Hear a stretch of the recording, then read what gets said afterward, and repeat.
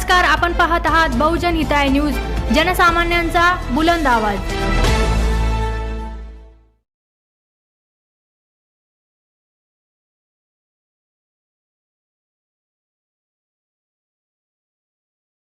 श्रद्धास्थान आदरणीय रामरावजी महाराज ढोक मतदारसंघाचे लोकप्रिय आमदार आदरणीय श्री प्रशांतजी बमसा यांनी अनेक दिवसांचा संघर्ष केला। आदरणीय संजयजी पाटील दुबिले यांनी अशा प्रकारचे चिंतन फार गोड आणि रुजल्या जातं अंतःकरणामध्ये। अनेक दिवसांचा संघर्ष केला।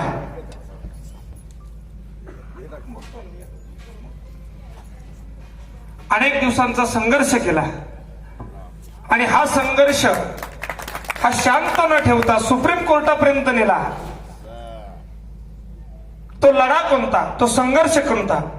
तो संघर्ष असा होता, पश्चिम महाराष्ट्र असेल आदी करून लोकांनी अडवल्याच्या माध्यमातून हे हक्काचं पण आपल्यापर्यंत जायकवाडीमध्ये येत नव्हतं।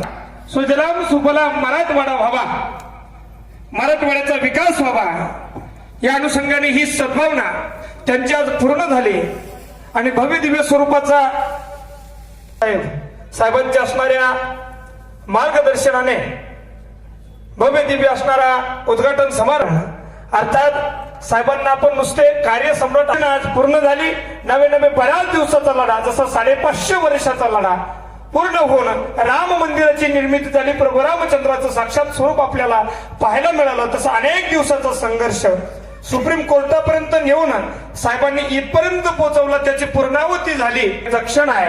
म्हणून आदरणीय साहेबांना विनंती करतो की या सर्व असणाऱ्या ग्रामस्थांच्या वतीनं आपण छोटासा सन्मान, सुंदर अशा प्रकारचा या ठिकाणी सन्मान स्वीकारायचा आहे। त्या अगोदर श्रेष्ठ मंडळी, तुमचं स्वागत करणारी मंडळी, हे गावचे प्रतिनिधी सर्व ज्येष्ठ श्रेष्ठ आहे, जुनी मंडळी आहे, त्यांच्या हाताने तुमचा सन्मान पूजन सत्कार होईल। श्री रामनाथ पाटील दुबिले, श्री फिरूबाळ काजळे, श्री रायभान नरोडे, श्री अशोक खुणे, श्री रामराव काजळे या पाचही व्यक्तीने पट गावत्या वेगात सन्मान करायचा आहे।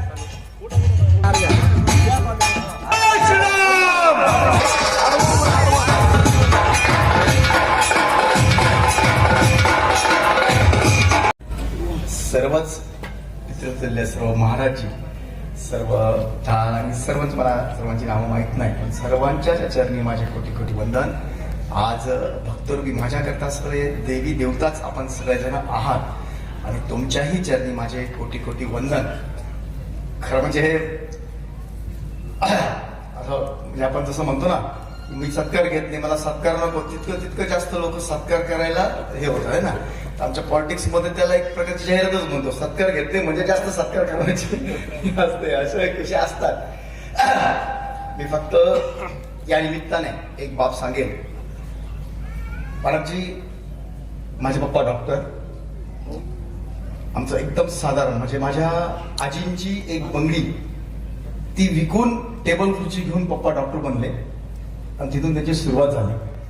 पप्पा त्यावेळेला लासूर स्टेशनला आजही डॉक्टर आहेत, प्रॅक्टिस करतात, 81 वर्ष वय आहे त्यांचं आणि आजही प्रॅक्टिस करतात। व्हिजिटला जायचे रोज रात्री, म्हणजे कधी बाबुळगाव, मंदिरवाडी, मोरे पाटील सगळे आमचे ही पंचक्रोशीतले सगळे फॅमिली पेशंट होते आणि त्यावेळेला म्हणजे ट्रिपला जायचं म्हणजे रात्री व्हिजिटला जायचं, 40-60 वय त्यावेळेला भेटायचे, पेट्रोल सुद्धा फार दूर आणावं लागायचं, जावं असायची। तेव्हा आई, मी आणि माझा लहान भाऊ दोन्ही मांडीवर रात्री 2-2 वाजेपर्यंत आई आम्हाला कहाण्या सांगायची। मी आजपर्यंत ही गोष्टी कुणाला शेअर केलेली नाही, पण मी राजकारणात जे आलो त्याचं फक्त आज मला वाटलं या निमित्ताने म्हणून सांगतो। आई रामांच्या कहाण्या, महाभारत, राजांच्या म्हणजे कोणी राजे कसे अन्याय करतात त्याच्या बाबतीतही, किती राजे चांगले असतात त्याच्या बाबतीतही रुजून गेलं एकदम हृदयात पूर्ण, असं म्हणजे कधी कुणाचं वाईट झालं नाही पाहिजे आपल्या हातातनं। ही गोष्ट आईने मांडीवर झोपून राहत रोजच्या कहाण्या, म्हणजे त्यानंतर कधी असं डोक्यात आलंच नाही की कुणाला फसवलं पाहिजे, फसवणं म्हणजे एक पाप असतं। पप्पा सुद्धा कट प्रॅक्टिस कधी करण्याचा विचार सुद्धा करत नव्हते आणि एक ज्याला म्हणतात ना की काय, मी राजकारणाचा विषय कधीच डोक्यात पण नाही। मी पॉलिटिक्स मध्ये म्हणजे मी BCom MBA केलं आपल्या युनिव्हर्सिटी मधनं आणि सगळे मित्र किंवा नाही तुला ग्रामपंचायत लढवायचीच आहे, नाही वेगळा विचार घेऊन ग्रामपंचायत, जिल्हा परिषद, नंतर आमदार आणि आमदार तिसऱ्यांदा मी मराठी झालो। कोणत्याही राजकारणाच्या गोष्टी नव्हत्या. पण मी येण्याचं एकमेव कारण असं होतं की सगळे जगातले देश जे असतात त्याची काहीतरी एक ओळख असते. म्हणजे दुबई आणि स्वित्झर्लंड जर आपण म्हटलं त्याचं पर्यटन ही त्यांची ओळख आहे. आपण चायना म्हटलं तर इलेक्ट्रिकल्स आणि शेती थोडीफार ही त्यांची ओळख आहे. आपण जर अमेरिका म्हटलं तर इंडस्ट्रियलायझेशन आहे. जपान इलेक्ट्रिकल आणि इलेक्ट्रॉनिक मध्ये आहे.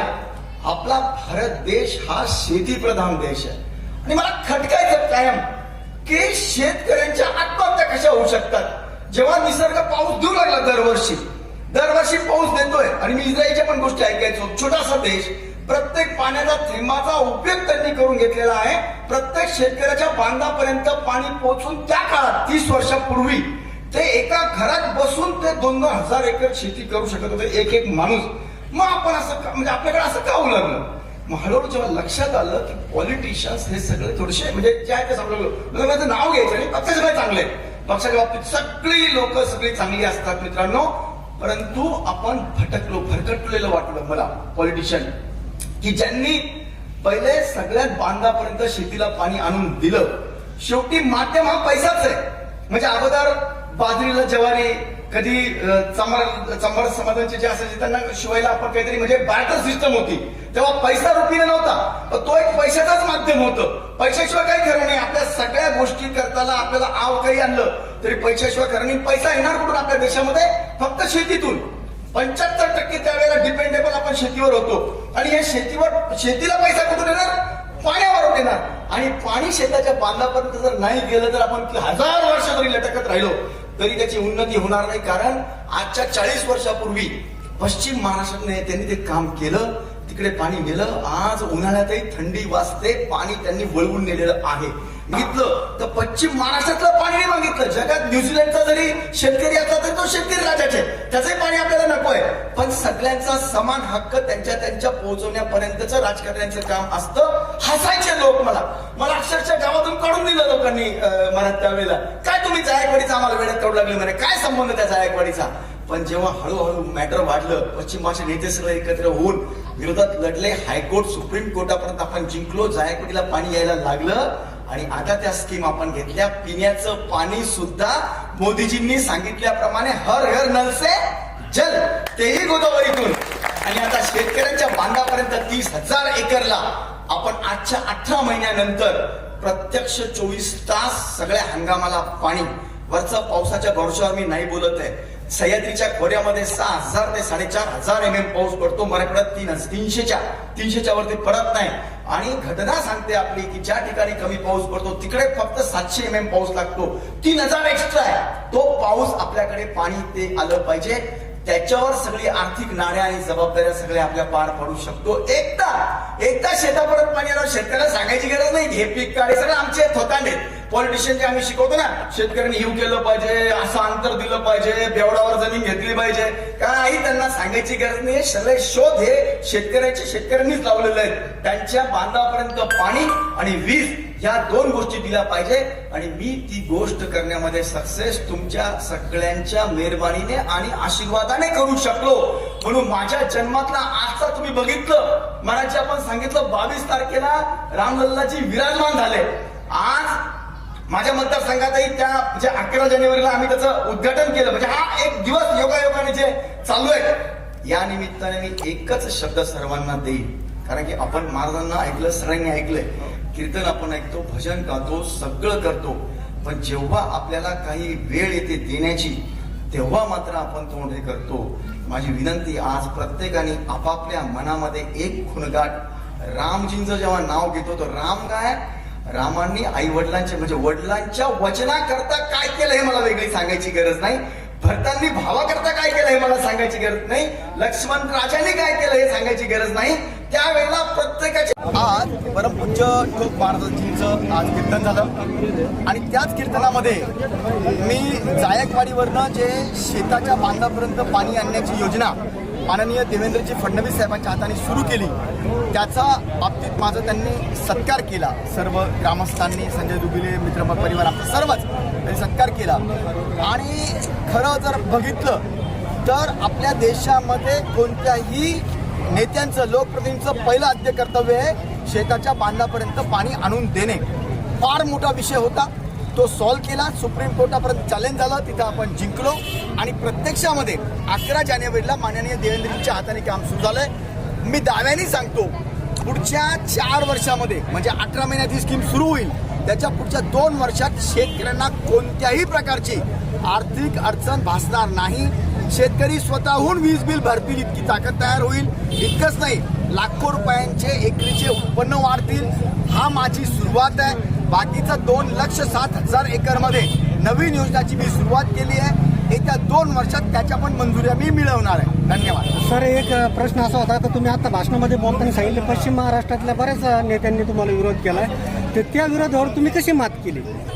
बघा काय झालं होतं, नेत्यांना रेडीमेड सगळं पाहिजे असं काही नेते राज्यामध्ये असतात. त्यांनी जे जायकवाडीला येणारं पाणी होतं ते थांबून घेतलं होतं. मी त्याच्यावर ऑर्डर घेतली अधिकाऱ्याकडून, ते त्याच्या विरोधात हायकोर्टला गेले, तिथं आपण जिंकलो. ते नंतर पुन्हा सुप्रीम कोर्टला गेले, तिथं आपण जिंकलो. पाणी सोडायची ऑर्डर झाली, त्यांनी पाण्यात डुबक्या घेण्याचा प्रयत्न केला, पण कायदा सर्वश्रेष्ठ आहे. त्या सर्वांना जुगारून सरकारने ते पाणी सोडलं. माननीय देवेंद्रजींनी त्यांच्या ऑर्डर्स दिल्या आणि आता जायकवाडीला दरवर्षी पाणी येतंय, म्हणून त्या योजना आम्ही घेऊ शकलो, म्हणून आता शेतकऱ्यांची श्रीमंती वाढणार आहे. धन्यवाद. ते मराठवाड्याच्या जनतेला, मराठवाड्यातल्या नेत्यांना काय आव्हान करणार तुम्ही? जर एवढा लढा उभारून पाणी मिळवले मराठवाड्यातील नेत्यांना, सर्व माझे मित्र आहेत, मी त्यांना एकच विनंती करू शकतो, एक लहान भाऊ म्हणून, की आपण सर्वांनी मराठवाड्यामध्ये शेतकऱ्यांच्या आत्महत्या जर झिरो करायच्या असतील तर त्याला एकमेव पर्याय आहे, आपल्या हक्काचं पाणी त्यांच्या बांधापर्यंत नेण्याच्या योजना. सगळं ऑटोमॅटिक होईल आणि त्यांचंही चिरकाल लोक नाव ठेवतील. थँक्यू. चालेल.